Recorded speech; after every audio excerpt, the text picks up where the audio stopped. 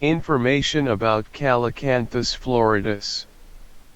Calycanthus floridus, also known as the eastern sweet shrub or Carolina allspice, is a deciduous shrub native to the southeastern United States.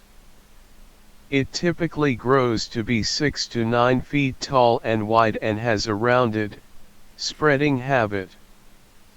The leaves of Calycanthus floridus are glossy, dark green, and oval-shaped, measuring around 3 to 6 inches in length. The plant is known for its fragrant, reddish-brown flowers, which resemble a mix between a magnolia and a strawberry. The blooms typically appear in late spring or early summer and continue for several weeks. Calycanthus floridus is a relatively low-maintenance shrub that prefers partial shade and moist, well-drained soil.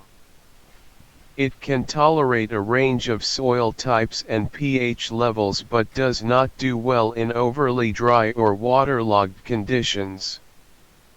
The plant has a long history of medicinal and culinary uses among indigenous peoples, who used it to treat a variety of ailments, including fevers, headaches, and toothaches. Today, Calycanthus floridus is primarily grown as an ornamental shrub for its beautiful flowers and foliage.